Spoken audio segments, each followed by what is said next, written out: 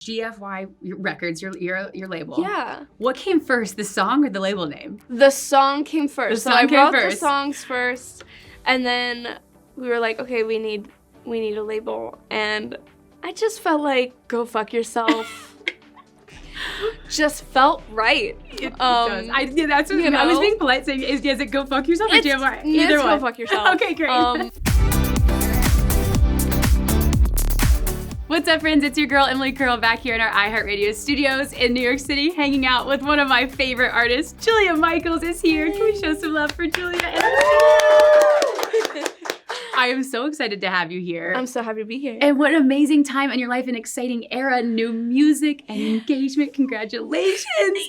New record label. I mean, this is a big time for you. How are you feeling? She's growing up. Can you believe it? She's growing up. It's been incredible. It's been really scary because it's the first time that I've really bet on myself, trusted my gut, taken a chance on myself, and I had the opportunity to leave my major label at the end of 23. I was scared. I didn't really know what I was gonna do, if I still wanted to continue doing music. I didn't really have a lot of confidence after I left, and I spent some time with my friend John Bellion, and we wrote a song called Heaven 2. That was the song where I was like, okay, I really want to do this. I really want to give myself a chance and put together this incredible little team, and I started my own label, and here we are in New York City. Wow.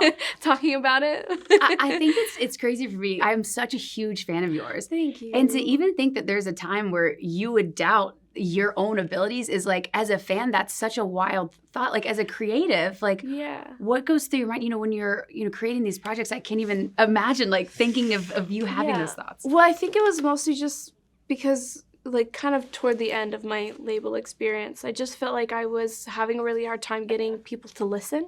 I was like, I don't really understand. Like, I'm so grateful I get to do all these songs with other people, and, I'm seeing them succeed, and it's so beautiful. But then I feel like I'm, like, stuck on this label where they just don't understand me or get me at all. When they finally let me leave, I was like, oh my God, thank you. And, like, honestly, like, I'm not a big fan of the major label system, but, like, I'm so grateful that they let me leave, and we left so amicably, which was amazing. I don't think lovely. A lot of people get to say that. But yeah, it was huge experience. I mean, it was like such a different, it's so different now. And then you start GFY Records, your label. Yeah. What came first, the song or the label name? The song came first. So I wrote the songs first, and then we were like, okay, we need a label, and I just felt like go fuck yourself. Just felt right. It does. That's what I was being polite saying. Is it go fuck yourself or GFY? Either one. Go fuck yourself. Okay, great. I mean, it's GFY. But okay. If we want to be PG. No, please. we could lead it. Yeah. Which is so iconic. Just was like what I was feeling at the time, and it's just like it's an undertone for a few people in my life. You know what I mean? Yep. I also just feel like I have this desire now to, like, prove to myself that I can do this. Yeah, big moment. So let's talk about your EP, Second Self, that just released. I mean, the title alone speaks volumes. Yeah. Tell me about this project and where you were in your life when you were making it. Going back to, sort of the major label situation, I feel like when you come out with a certain song, it becomes sort of like your marker, like your identifier.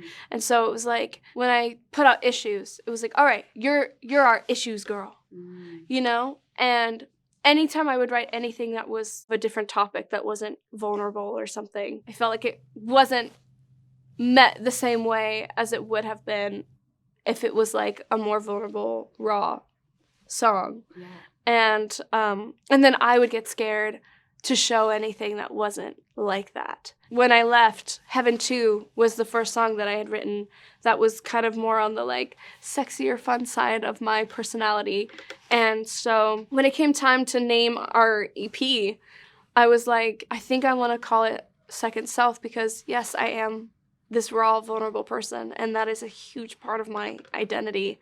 But I also have other parts of my personality. Like, I'm funny and silly and, like, goofy and flirty and, you know. And, like, the sexy side, you're right. Like, there are those songs on there. And I never really got to show that side of me, and that was really important to me for my first release as my own self, you know? Wow. And so yeah, that's why we called it that.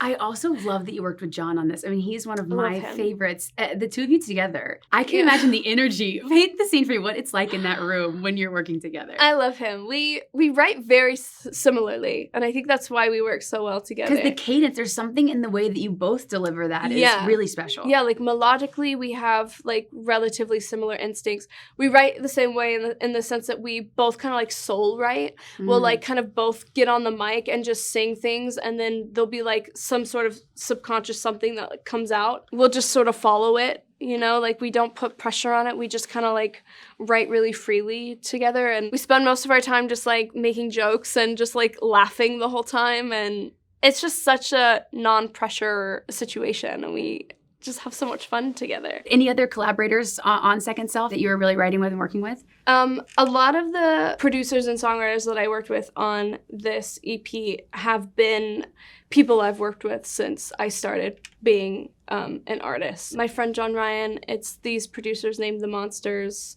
My friend Caroline Aylen, who has written like a lot of the songs with Dua Lipa, like New Rules and all of like she's one of my favorite humans of all time. Oh my gosh, Emmett Fenn. I did time with him. Maren Morris, obviously. She's someone that I've written songs with for a long time now. We had done a song called Cut on her album. When she asked me to feature on it, I was like, what? Like, me? Like, are you joking? I would love to. And I had actually written Scissors prior. Oh, really? I was curious what that timeline was. Yeah, and I was like, hey, how silly would it be if we did a song called Cut on your album and a song called Scissors on mine? And I sent it to her, and she was like, this is so amazing. Like, so I want to do it. And when I sent her the treatment for the music video where I was basically like, we're going to be castrating men, she was like, let's go. We had maybe more fun than we should have when we were doing that scene. No, and you can feel it in the video too. We had tears in our eyes. We were just like laughing so much. On a personal level, what do you value most about her friendship? She's so nurturing, and just really warm, and such a girl's girl. And I can't say that about, you know, a lot of people. Like, there's a lot of people that are like, oh, I'm a girl's girl, but then they're not actually. You know what I mean? We know all those. We know all those girls. We know them. But she really practices what she preaches. Like, when she loves you, she will go at bat for you. I respect the hell out of her, and just the way she handles things with such grace. I feel like if it was me, like, I'm such a petty little bitch, like, I would be going at things like an entirely different way. She's shaking her head. She knows what I'm talking about. But she just does everything so gracefully. And I'm like, man, like, you're something else. Like, you're such a beautiful being. And I feel like with you both, you have such a distinct point of view. Like, you know where you're coming from in your songwriting, which has to be cool as a creative working together and both knowing where you're coming from. Yeah, I think for sure our identities are very strong. And I think that's why we write the songs that we write with her, and then we write the songs that I write for myself, you know? Like, you can tell like the essence of in the songs. Right. You know? One of the other ones I have to ask you about, you mentioned this earlier. It really stood out to me first listen was Time, the last song on the EP. Thank you. Shook me to my core because we all know that feeling of feeling like you wasted your time or time is precious. But in the moment, you don't realize that it's a reflective thing. Absolutely. For this song, I know you kind of posted a little teaser on Instagram. Yeah. Was this a very like specific personal experience, or was this a culmination of lots of different experiences? This was definitely a very detailed personal experience. Okay. And I have always wanted to write a song about the concept of time. And, you know, obviously time does this. And I really wanted to do a song where every single line ends with time. It always comes back to time. Oh, wow. And I was scrolling Instagram one day and I found this incredible producer named Emmett Fenn. I just loved the sounds that he would put in his songs, just this like really beautiful warm bed that he would create. Yeah. And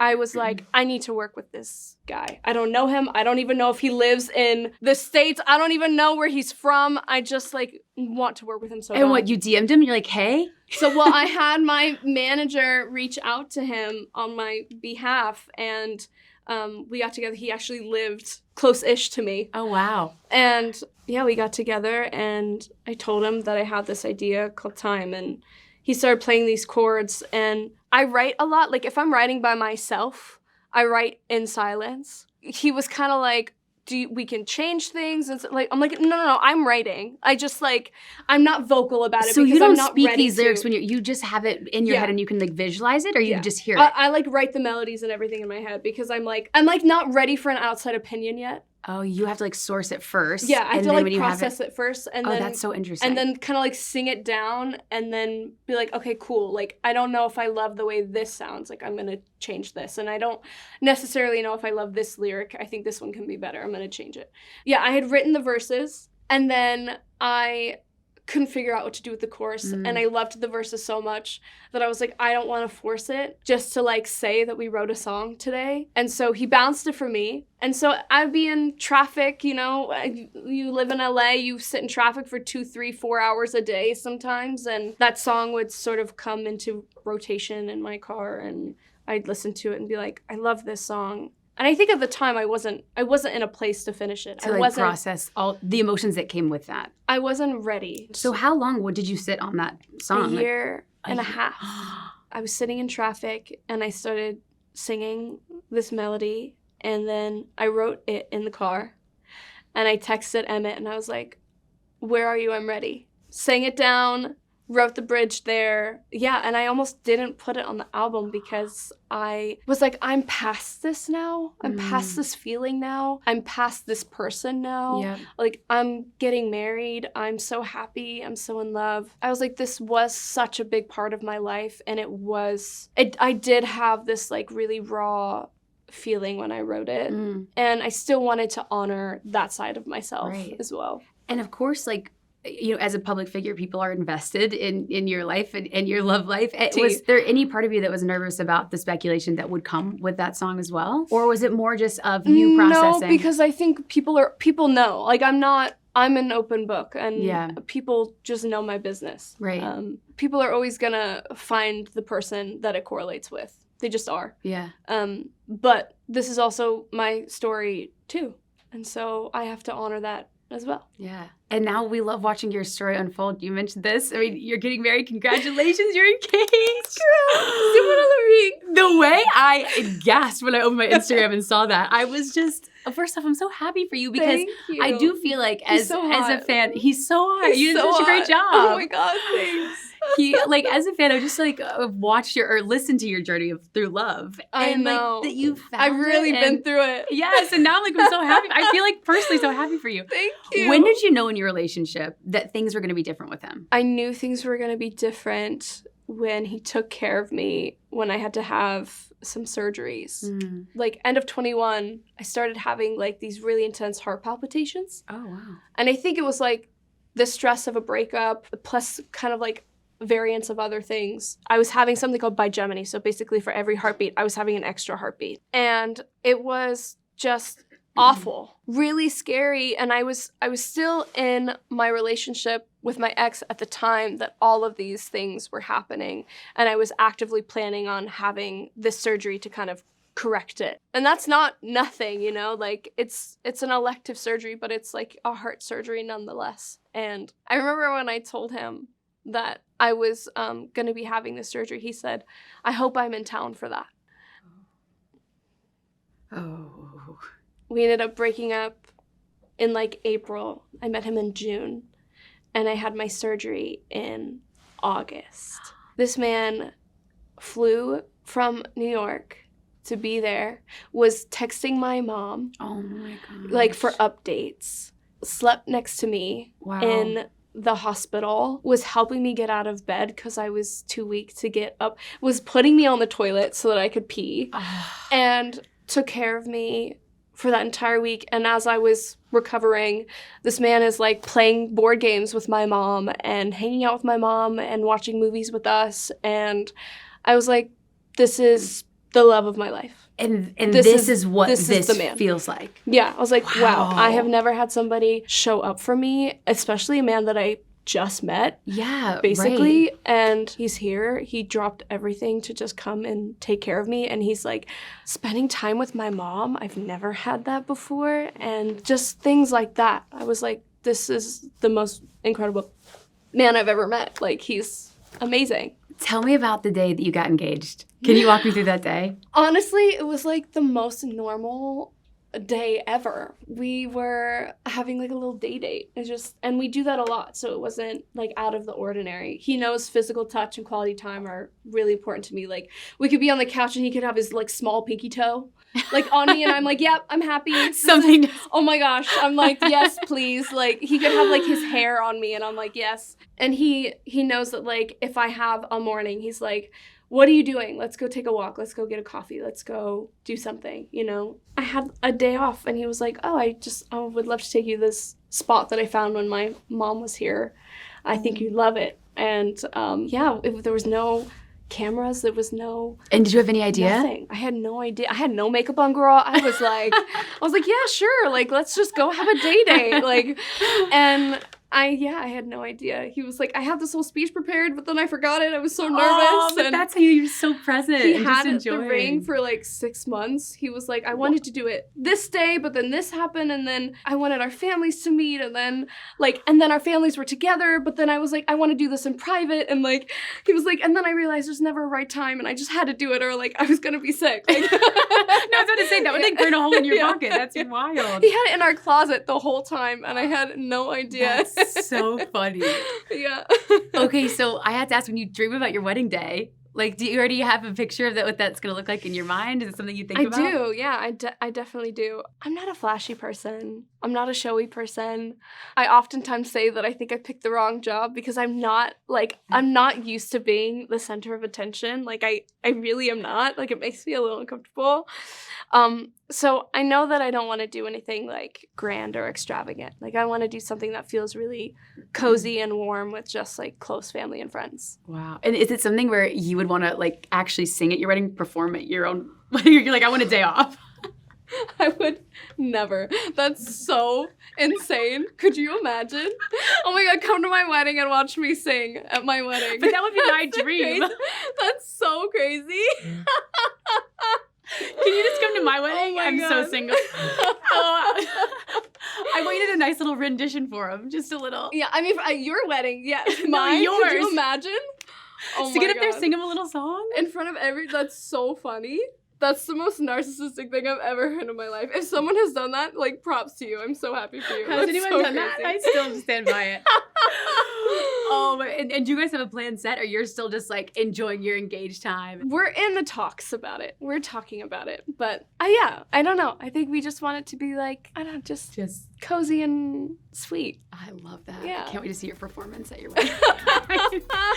Julia, we love you so much. Oh, congratulations on everything. Thank you for your time. Thanks. Can we give up one more time for Julia Lexus? Thanks, guys.